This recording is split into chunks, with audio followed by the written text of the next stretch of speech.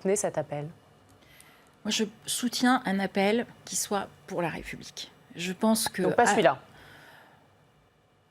J'ai rien contre son appel, je ne vais pas vous mentir, mais j'aimerais qu'on ait un appel pour la République, qui est universel pour les droits et les devoirs de chacun. Et qu'on arrête de montrer, de stigmatiser un coup les uns, de soutenir un coup les autres. À force d'avoir des démarches qui sont vis-à-vis des uns, vis-à-vis des autres, on fracture le pays. Donc je souhaiterais qu'il puisse y avoir un appel pour la République. Voilà. Mais est-ce qu'il n'y a pas un peu de récupération politique aussi, notamment de la part de Jean-Luc Mélenchon dans cet appel? J'en sais rien.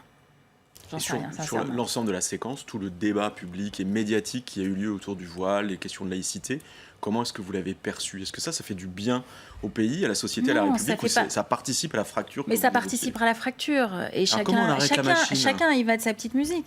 Quand vous avez le ministre de l'Éducation nationale qui remet le débat sur le voile, je veux dire, il fait porter sur des enfants un débat que les adultes n'arrivent pas à régler.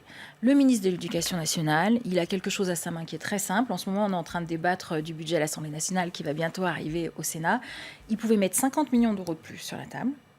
Il n'y avait qu'à aller les négocier. C'est ça la réponse? Non. 50 millions d'euros de plus pour dire tous les accompagnateurs des sorties scolaires sont payés par l'Éducation nationale. Et vous évitez tout débat où des parents se font humilier face à leurs enfants, ce qui est, en l'occurrence des mères, ce qui est inacceptable.